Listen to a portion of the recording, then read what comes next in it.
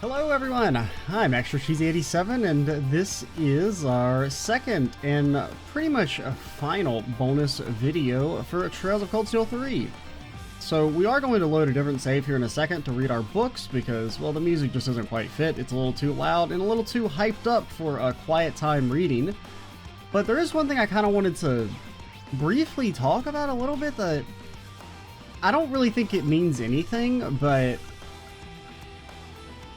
I watched part of the ending of Sky 2 again, just to kind of look at whether or not Campanella does steal the Oriel, and it's left vague unless it's actually definitively stated in Sky 3, which is also possible. I remember nothing about the story of that game. Despite me ranking it as a top 3 entry in the series, the story is not really the reason why I like it so much. I don't remember too much about it other than the direct Kevin character arc stuff. But it is implied that Campanella steals something off Wiseman's corpse. I mean, you can directly see that he steals the staff, and it's kind of implied that he takes the Oriel off of Wiseman as well. But that did lead me to notice, I never noticed that Wiseman's first name is Georg, same as, well, Georg. I don't think there's anything there. I think it's just that they have the same name. Like, I mean, there's two Kurts, for instance. There's no relation there or anything, but I don't know. And it just kind of makes me think of this line about, because we still don't know who, where is it? The unwanted child is.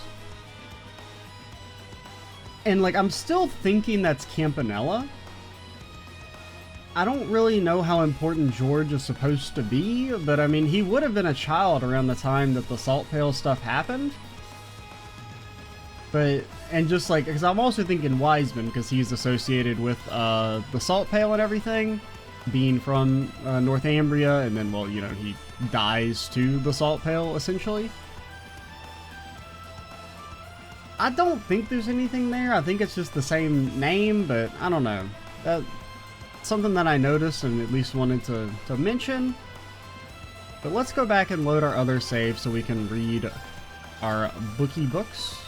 What's a good save to load? I mean, preferably something in the final chapter.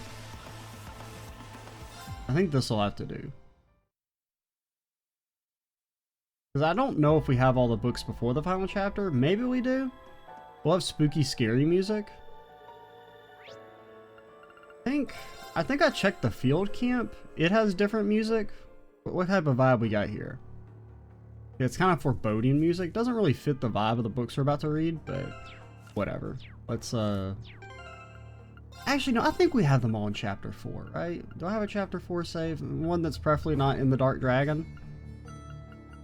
Bro, my saves, they're all fucked up, man. I'm so fucked up. I probably should have. There we go. Let's just load this one again and see if we have them all, because there's just 3 of each, right? Game? Yeah. Okay. Oh, Altina's Heimdall Tour, man. I think that's where this save is. I remember. Oh my god, good old times, man. Back before everyone's sold Altina out and tried to have her convinced her that killing herself was a good idea. Wow, we only had 7 books back then. 3. We're actually still missing one here because I think there's 3 of the museums. Okay, I really should have. I just wanted to like reference the Black Record book, and I had to load a final chapter save to do that. I'm spending so much time. Okay, here we go. Place a bet. No, that's still not too far enough. All right, fine, whatever. We'll accept the spooky, scary music, because I can't find a chapter 4 save. Oh man, back when we were fighting Aurelia. Crazy. I hate that fight, man. I hate it so much. Okay, read me a book, Reed. Yeah, there were 3 of these. Alright. I think we read this one, technically, already, when we first unlocked it, but we'll read it again. It's only 4 pages. I guess we'll start... We'll do them from top to bottom. Alrighty. Part 1. Tomatoes leaving the nest. Once upon a time, there was a tomato named Tom Antonio. He was proud to be born a tomato, and he strove to become a great tomato so he could achieve his dream of being eaten one day. Tom Antonio worked hard every day to make this dream a reality, and the farmer raising him continuously gave Tom Antonio words of encouragement. I'm so proud of you. I hope you can grow up to be a delicious tomato and make people happy. Oh yeah, I remember this. It's really creepy. Tom Antonio never stopped pursuing his dream, and eventually he grew to a plump, brilliantly red tomato. However, a lazy tomato mocked Tom Antonio for his dream. Ha! Working hard's not cool. It's much cooler to slack off. Tom Antonio ignored the lazy tomato's words. There was also a skinny crow who quarreled with Tom Antonio since the day they met, when the crow had come to steal tomatoes.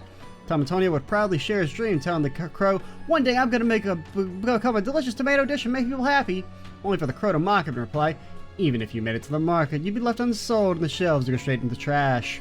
Despite these words, Tom Antonio was determined to accomplish his dream, and no one could break his will. With the power of God and tomatoes on my side, nobody can stop me! Ah! Last harvest day arrived, Tom Antonio's heart filled with anticipation, for he'd been waiting his whole life for this. Soon, however, the clear sunny sky became covered by dark, ominous clouds, and the winds began to blow. It was a typhoon!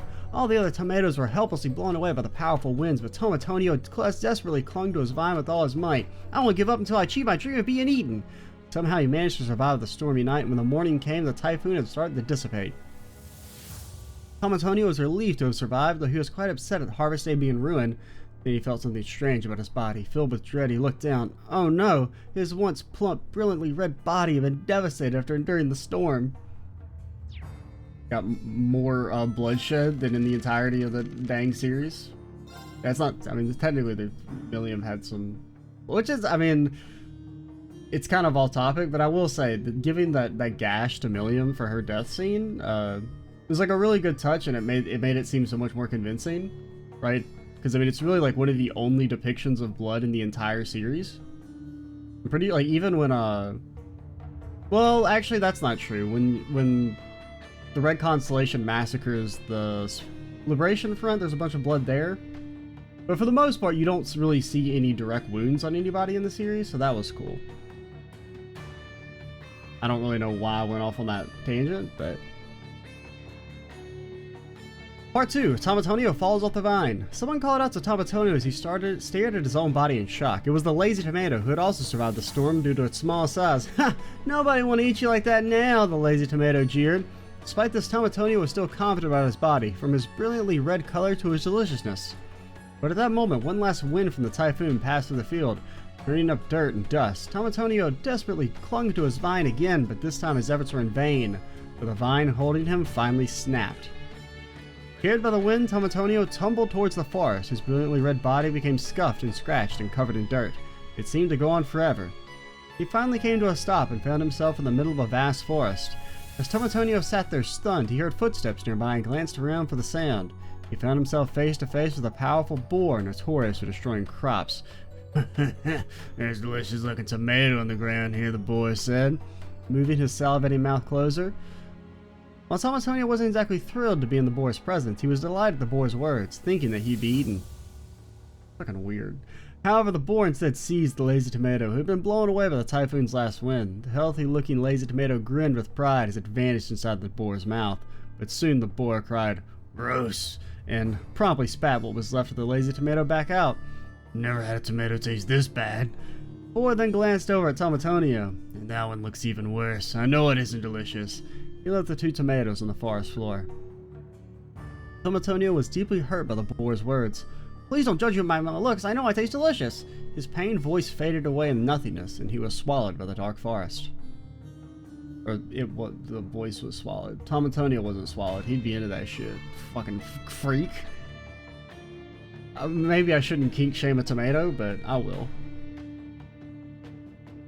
Time passed and Tom Antonio found his freshness quickly fading, but he was still determined. "I'm not giving up no matter where I am. I'm so proud of being a tomato. I'm going to be the most delicious tomato ever and bring happiness to whoever eats me." Tom Antonio managed to cheer himself up with his own words, and using the last of his strength, cleaned up his wounds and tightened himself up. What?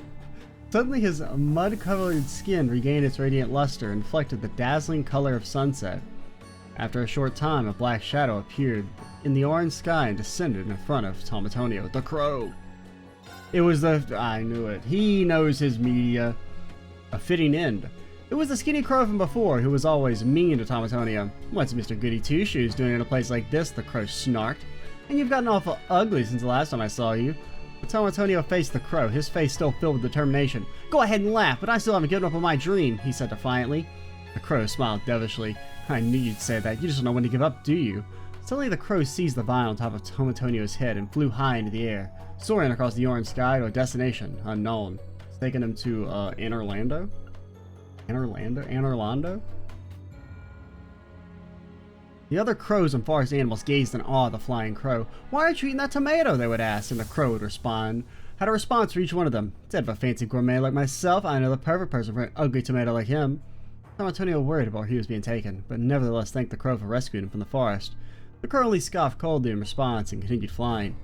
After some time, Tom Antonio finally succumbed to his exhaustion and fell asleep, but he's a tomato, entrusting the crow with his life.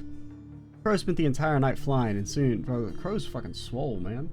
And soon, Tom Antonio awoke to the cool morning fog.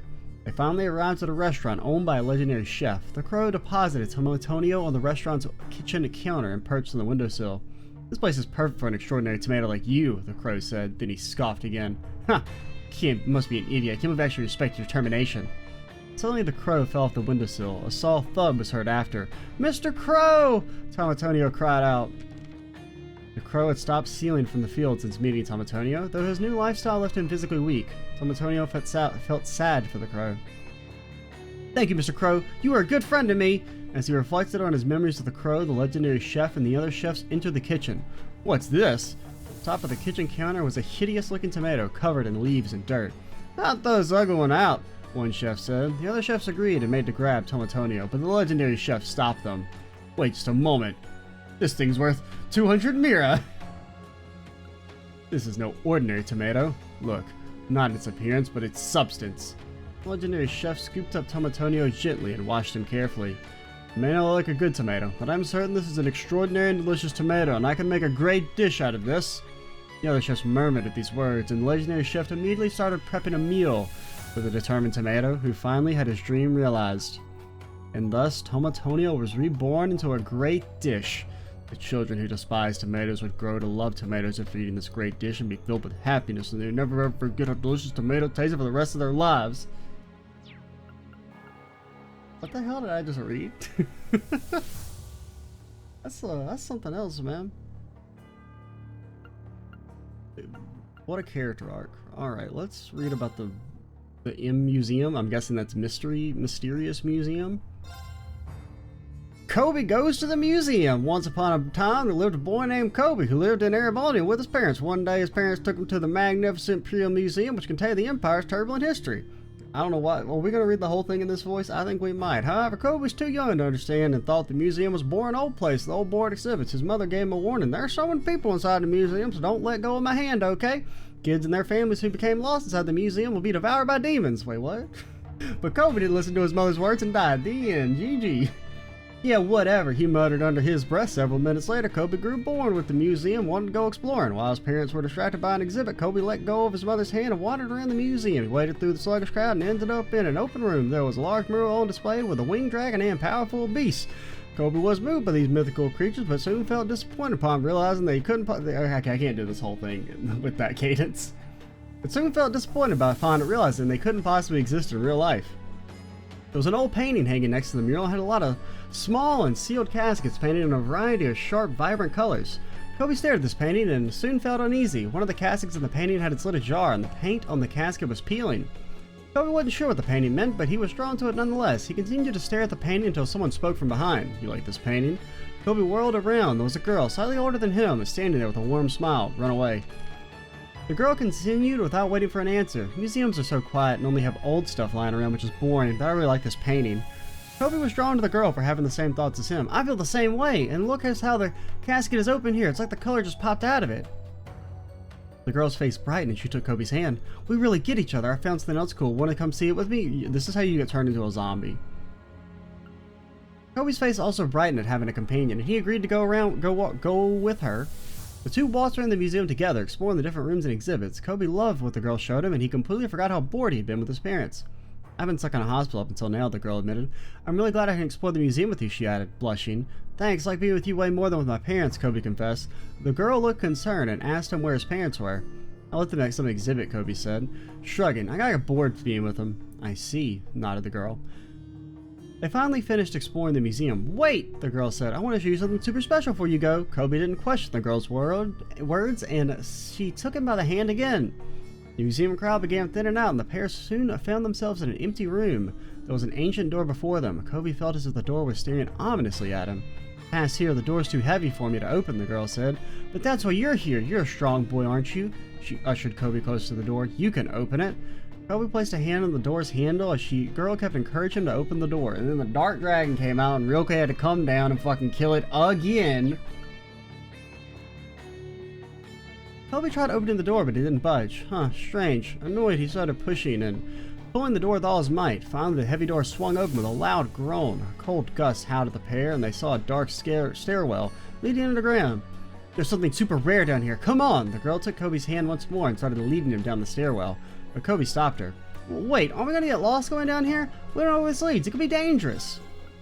Although Kobe had lots of fun exploring the museum with the girl, he was hesitant about exploring underground. The girl looked at him, puzzled. Are you scared? Thought you were brave and strong. Her face fell and she hung her head. This is all that was needed for Kobe's pride to get the better of him. No way, I just thought you might be scared. Yeah. The girl's face brightened. Oh, really? Oh, that's so nice of you. She smiled and led him down the stairwell again. Two continued walking down the stairwell, the girl leading Kobe. We're almost there, she said. Her grip on Kobe's hand was starting to get stronger with every step. Kobe lost track of how long they'd been descending the stairwell, and suddenly the girl stopped. We're here. Kobe stared around, and they appeared to be in a room that looked exactly like the painting with the caskets he'd seen earlier when he first met the girl. There were several caskets lined up, with only one with its lid ajar. The cold air in the room filled the space with tension, but Kobe had completely forgotten about his hesitancy. He was extremely moved to see the same painting in real life. Wow, it's just like the stuff in the painting. Kobe, you're gonna get turned into a vampire, he exclaimed joyfully, his words reverberating around the room. The girl smiled maliciously. You know, she said, they call this place the Catacombs. A place where no one can hear you and no one will rescue you. Kobe whirled around at the girl's disturbing words. Suddenly the girl's sweet, saccharine face began distorting and turned into a black shadow with red glowing eyes. Her soft hand also turned into a shadow and began crushing Kobe's hand. Ah! Kobe screamed. He desperately tried to free himself from the shadow's grip, but she was too strong. He started shaking with terror at the situation. The shadow laughed with malice, traces of the girl's voice still present. There's no need to scream. Everyone's already awake thanks to you. Suddenly the caskets began rattling and more black shadows began to emerge from them. Kobe froze, paralyzed with pure horror, his mind blank as he stared all around him. Kobe suddenly remembered what his monster had told him. There are many people inside the museum, so don't let go of my hand, okay? Kids and their families who come lost inside the museum will be devoured by demons. Her words were coming back to haunt him. She was telling the truth. He hung his head. Feeling remorseful, the black shadow started to advance on him. If only I'd listened. I'm sorry, Mom. Kobe accepted his face. The shadows opened their mouths and converged on him. Pranked you, fooled you. That's what you get for going off on your own, huh? You got pranked. You got pranked. 12 pages. What the hell? Part 3. Kobe learns his lesson. Suddenly there was a loud rumbling from deep within the catacombs, and an enormous dust cloud as tall as the ceiling made its way towards Kobe, the Bone Dragon. Instinctively, Kobe covered his eyes with his free hand as the small specks of sand within the cloud pelted him. The cloud soon vanished, and Kobe lowered his head. Though his vision was obstructed by the dust, he was able to barely make out a giant silhouette in front of him. It can't be! Shocked, the black shadow holding Kobe's hand loosened its grip. Kobe didn't waste another second. He darted out from the circle the black shadows had formed around him, but a gravely voice soon stopped him. Do not move, boy. Kobe involuntarily straightened up and stopped as he'd been commanded. The voice spoke once more. Gentle spirits controlled by evil, I now grant you passage back to Adios. Then beads of light surged towards Kobe in the shadows. The latter screamed in agony as the beads of light struck them, causing them to vanish. Ah! A familiar voice screamed. Kobe turned. The shadow that had gripped his hand was engulfed in the light, and the girl re-emerged as the screaming faded. Kobe and the girl stared at each other, silence falling between them. Finally the girl spoke, tears streaming down her face. Sorry I tricked you, but I want you to know that I had fun exploring the museum with you. I was happy we were almost friends. That part was real. But you tried to eat him. Yeah, but I was really hungry. The beads of light bounced off the catacombs walls and shone on the pair, and the girl began to fade away in the light. Kobe rushed towards her and grabbed her hand. I believe in you, exclaimed. Because of you, I was able to enjoy the museum for the first time. I'm glad I met you. We're already friends, right? I can't just stand here and let a friend cry. You were gonna get eaten. He kept pouring his heart out to the girl, but she continued to fade away. She initially looked surprised at his words, but soon gave him the same warm smile she'd given him when they had first met. Thank you, you're right, I can't cry now that we're finally friends. Bro, what is this nonsense? Kobe's face fell. He could no longer feel the girl's hand in his. Don't worry, the girl continued, still smiling. I know we'll meet again someday. He vanished into the light, and Kobe stared at the spot where she had vanished, his vision blurred by his tears. Eventually the light faded away and a familiar voice spoke, bringing Kobe back to his senses. It appears as if you made a good friend. The dust cloud containing the giant silhouette cleared, and Kobe could now see its identity. A dragon? Kobe said, stunned. It was indeed a magnificent dragon with brilliant wings. The dragon spoke again, his voice reverberating around the catacombs. We're nearly consumed by evil spirits. Only those who do not listen to their parents will be led astray. Sound familiar, boy? Kobe's elation at meeting the dragon subsided as a shiver ran down his spine. Yes, he admitted, feeling guilty. Mom told me to stay close, but I didn't listen. The dragon stared at him with a piercing gaze. You do not know what you did wrong, did you, boy? Kobe nodded silently. There's a rumor that exists in this museum, the dragon continued. When children break their promises with their parents, they shall all be consumed by demons. You were attacked, boy, but what about your parents? Kobe froze in horror at the dragon's words. No! Not Mom and Dad too! Please save them! He begged. The dragon dropped his gaze and shook his head. Your parents were genuinely worried about you, the same way you worry about them now. But you brought this upon yourself, boy. Your mistakes cannot be taken back. Kobe felt remorseful for the first time in his life. He felt awful for being a nuisance to his parents and not listening to them. He fell to his knees, tears streaming down his face. The dragon stared at the crying boy for a moment. Now you can shape the future with your actions. You understand what will happen if you make the same mistakes. Kobe wiped his face and nodded. The dragon moved closer to him. Kobe could see his reflection in the dragon's piercing eyes. He suddenly felt as if he was being sucked into the dragon's eyes, and he began to lose his balance. Make choices your friends would be proud of, he thought, he heard the dragon say. Kobe came around and attempted to sit up, but he felt something wrapped around his legs. Don't move, it's too dangerous, a worried voice said. He looked around. His mother was staring at him while his father was carrying him. His eyes widened. Mom, Dad, you're okay, Kobe cried out. Where's the black shadow demon? His mother looked puzzled. What do you mean? Did you have a nightmare? She asked, concerned.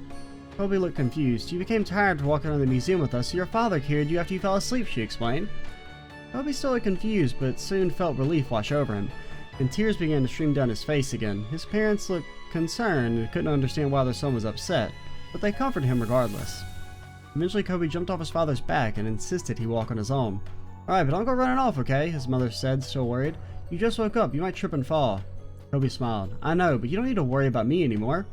Sometime later, Kobe visited the museum again and tried finding the door to the catacombs, but he had no such luck.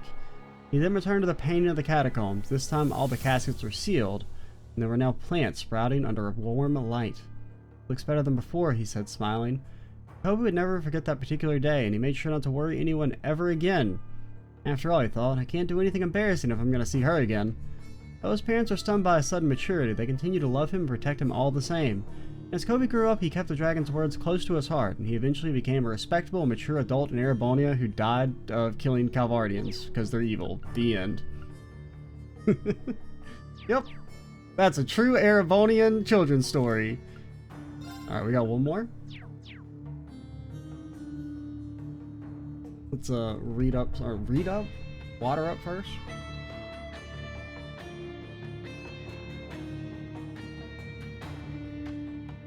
Alrighty. And we've read all these. Didn't we have another other? I can't remember. We'll maybe load a later save and check things. I feel like there was another one, but I think we read it. Part 1. Birth of a Hero. A long time ago, a boy named Mark lived with Shino, his younger brother. Mark in the Witch of the Dark Forest. Mark constantly sought attention and desired to become a great swordsman to protect his hometown. Wasn't it Mark in the Dark Forest or whatever? Witch in the Forest? He desired to become a great swordsman to protect his hometown, so he devoted himself to sword training. Shino was very shy and looked up to Mark, following him around and imitating everything he did. As time went on, Mark indeed became a great swordsman, with strength easily surpassing all others. And Reen, this could have been you. And one day, a large monster had ambushed the town, and the townsfolk asked for soldiers to protect them. And while some people fled in terror, Mark stood strong and headed towards the monster. I'll protect my hometown, Mark cried valiantly. His sword was not fit to dispatch the monster, but he refused to give up and attacked the monster with all his might. By the time the soldiers arrived, the monster had turned tail and ran, and Mark proudly stood there on the battlefield, covered in blood and gashes. Thanks to Mark's heroic efforts, not a single person was injured, and peace was bestowed upon the town once again. A mother clutching her baby thanked Mark, for she lived close to where the monster had appeared. "Thank you, Mark," the mother said. "You saved me and my child, and I'll tell stories of your heroics when she is older." The baby smiled at Mark. Mark would never forget her smile. Everyone in the town praised Mark's bravery and regarded him as a local town hero. After that his hard work was paying off, Mark devoted himself to his sword training even more. After that day, Mark always received praise and adoration from the townsfolk whenever he and Shino went. He was given special treatment at popular establishments and received gifts from many people. Shino was awed by how much people admired his brother. "How do I become a hero?" he asked one day. "It's simple, Shino," Mark responded. I thought it said it was younger sister. Oh, his younger brother. Okay, I read that wrong. It doesn't really change anything. I was just wondering about the pronouns were different, but they weren't. I just read it wrong. "How do I become a hero?" he asked one day. "It's simple, Shino," Mark responded. "First you get strong like me. Then when you defeat a truly horrible monster, you'll get recognition and finally become a hero." Shino nodded at his brother's advice. "Okay, I'll work hard and become strong and be a hero too." But then it changed within Shino the day Mark became a hero. It seemed as if Mark always did everything right, while Shino was destined to fail. Shino had given in to this idea, but had given up on himself and his dreams in the process. But today, Shino had finally realized his dream, which was to become a hero. He would no longer live in his brother's shadow, but instead devote himself to becoming exactly like his brother. And from that day on, Shino studied under his brother's tutelage in order to become a hero. Mark continued his heroics in felling monsters whenever they scourged the town. With each passing day, Mark's swordsmanship grew, and eventually he was able to tear common monsters asunder without batting an eye. After battles, Mark would always wipe the blood off his sword in a stunning fashion, which gave Shino a sense of pride and the drive he needed to improve his own swordsmanship. However, all the admiration and praise Mark received finally went to his head, and he came to the conclusion that he was superior to everyone. "I'm the one defeating monsters around here," Mark arrogantly told the townsfolk. "Give me the same treatment as those two cowards that face evil as an insult to my heroism." As Shino didn't know any heroes but Mark, he began to believe what his brother said was true, and he pushed his desires to become a hero even more. Part 2, Adoration Twisted. Mark continued to defeat monsters every day to protect his status as the local town hero. However, eventually the monsters stopped appearing, meaning that Mark couldn't perform heroic feats as often, and he started losing fans and receiving less praise. "Fine," Mark said haughtily. "If killing monsters here isn't enough, I'll just do something even greater." He believed he showed the townsfolk even bigger and stronger heroics, they treat him like a hero once more. So Mark started venturing into the forest to dispatch monsters there in order to boast about his strength and seek more praise. Shino followed him every time in awe of his brother's feats. One day a thief appeared in town. Mark easily killed the thief, but believing that wasn't enough, Mark ventured outside the town and killed all the thieves he could track down. Bro, what the fuck? Thanks to Mark's heroics, nothing would ever be stolen anymore. And Shino continued to follow his brother and watch him kill without hesitation. Yup, this is an Erebonian story, alright? On another day, a burglar came to town, but Mark tailed him and killed him. However, Mark wasn't satisfied with just the burglar's death, so he tracked down the burglar's family and killed them as well. Monka? While Mark was able to protect the townsfolk from the crime, the town itself became known as a ruthless and barbaric community because of Mark's violent justice. And the more Mark brandished his sword, the less the townsfolk regarded him as a hero. Fearful of Mark's brutality, the townsfolk distanced themselves from the murderous swordsman. Why are they shunning me, the local town hero and their savior? Mark was confused. That didn't bother asking anyone's opinion, not even that of Shino. He was too proud of himself, believing himself to be the perfect being. "I know what I have to do. I must become even stronger and kill more enemies. Surely they'll praise me and call me a hero once again." And so Mark remained blind as to why people no longer considered him a hero. Obsessed with being lauded as a hero again, he pursued his sword training once more. Part 3, Successor. The townsfolk were too terrified to stand up to Mark. "I'm grateful to Mark for saving our town," one local remarked, but if I say or do the wrong thing, he'll assume I'm the enemy and have my head." The others shared in his sentiment and started praising Mark again, both out of fear and to calm his wrath. Mark seemed satisfied with this. "So you finally remember how important a hero is," he arrogantly said to a crowd. "Exterminating monsters is simple pest control, you see. If you don't kill them all as soon as they appear, they'll multiply and wreak havoc. They must be destroyed, and I want all of you to help me." One day Mark was tracking a kidnapper that had been spotted in town, and Shino following not too far behind. I mean, the fact that they still have crime after all this shows you how strong, violence is as a deterrent. Mark rallied some of the townsfolk who helped him uncover the kidnapper's identity and decided to catch the criminal in the act. Mark stealthily tailed the kidnapper and waited for the latter to approach a victim, then pounced like a lion that had caught its prey. The kidnapper was dead before he'd even hit the ground. Mark grinned, proud of his heroic efforts. He then extended a hand to the kidnapper's victim. "You saw that, didn't you? You're safe now. I killed the enemy." The victim was a young girl. Mark recognized her as the smiling baby he had saved all those years ago, when he had first become a hero. But her face showed no trace of that bright smile. Instead, she stood there, dumbfounded and covered in the kidnapper's blood. "Dad, why?" Mark was confused. He had been expecting words of gratitude. He looked down at the dead, bleeding man and noticed a colorful bouquet and a birthday card. "What's going on?" Mark asked the stunned girl. "I killed the man that kidnapped you." The girl stared at Mark, her pale face, that was initially full of fright, now full of hatred. "Murderer! You murderer! What did my father do to deserve this?" Mark was shocked at the young girl's words and couldn't believe someone of her age was filled with such rage. Saving this girl as a baby had started Mark's career as a hero. He felt a chill down his spine. Without saying anything, he turned around and left the girl with her dead father, Shino following close behind. Mark had no idea at the time the kidnapper was the girl's father. Due to a family argument, the father had to sneak into town to see his daughter, which was where the kidnapping rumor started. And with her birthday drawing close, he'd been looking for the perfect opportunity to deliver his gifts to her. Mark fled the town, wiping the sweat off his face. He'd killed many monsters up to this point, but it wasn't until the girl called him a murderer that he realized he'd been killing other humans. "I've been killing monsters, not people. Killing monsters makes people happy, so it's the right thing to do, right?" He wondered aloud, trying to convince himself. Shino shrugged. "You took down the enemy, so why don't we go tell the townsfolk?" he asked. Mark felt unnerved.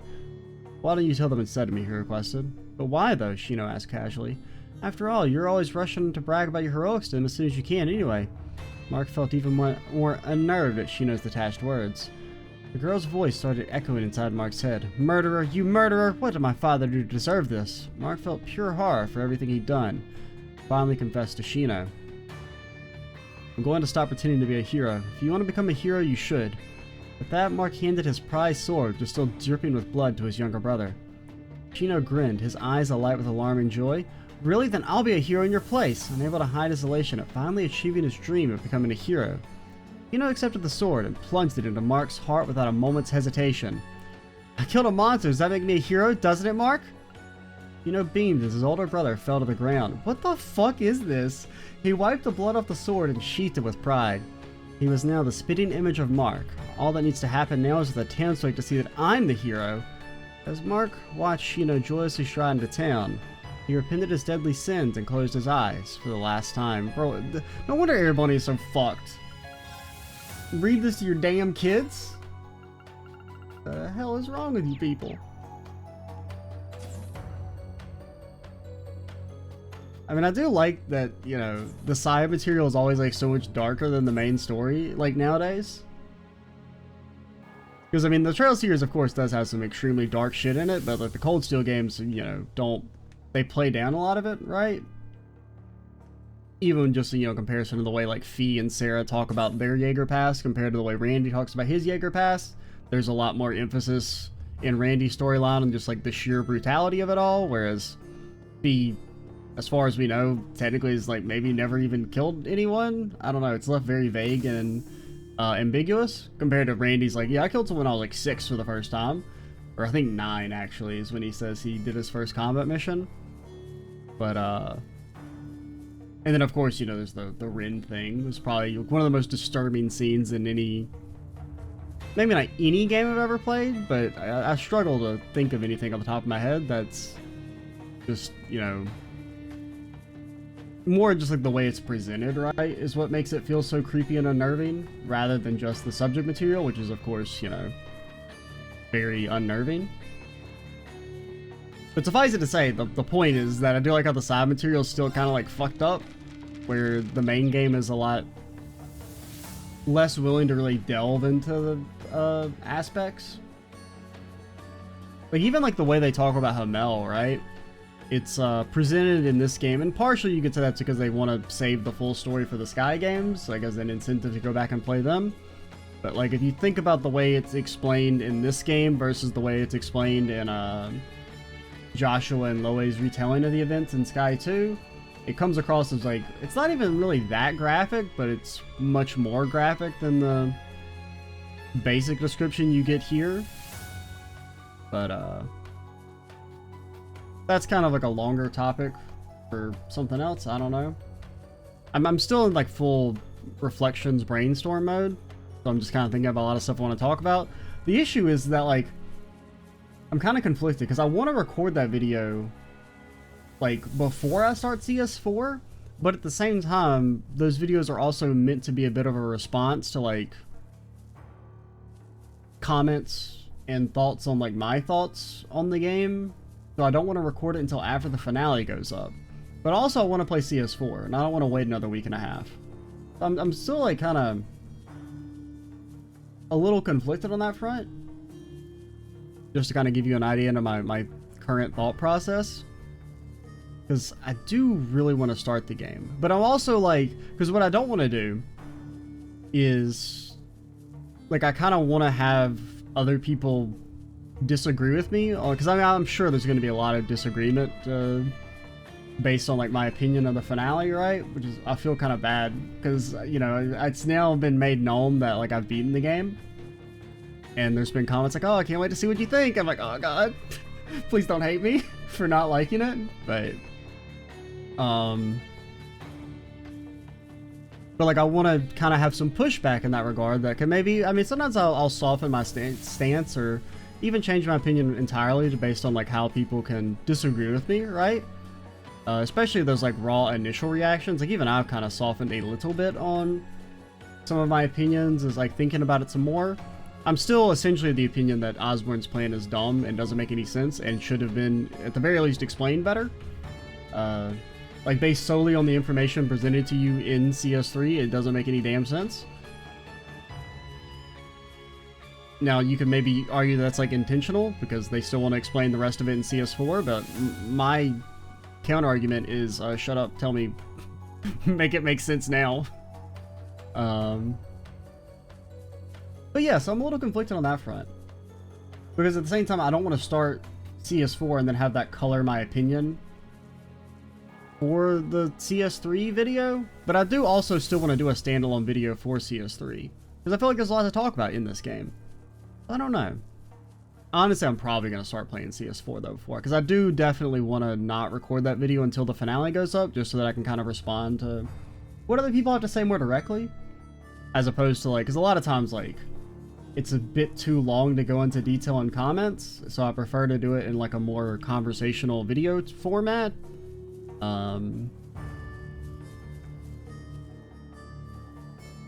But yeah, I don't know why I'm really talking about it so much. I guess because like we're only 30 minutes in and I'm not used to a Trails video ending this early. But we'll go ahead and call it here. Another thing we should do, or like I think this is going to be the last bonus video. I don't actually, is there I'm trying to think, is there a drama CD I'm supposed to read before CS4? I know there was the one for CS2 that I read on my own time, but honestly I've forgotten all of it, so I might read it again since I was recommended to read that before starting CS4. I don't know, man. I'm probably not going to do a video on it, but I'll probably read that again on my own time, or try to if I remember.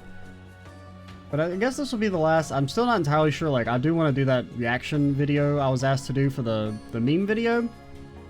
I think I'll probably just add that to the finale, so you might have already seen it. That, or I'll save it for the reflections video. I haven't decided.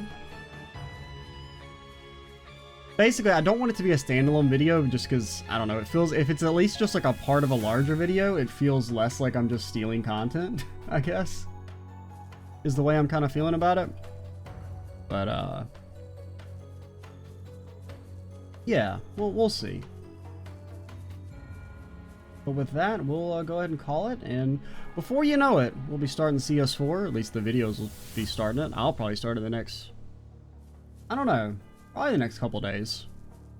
I'm kind of like in this weird, because today's Thursday, and I'll be able to record a decent amount tomorrow, but I won't be able to record this weekend. So I'm like, do I just want to wait for Monday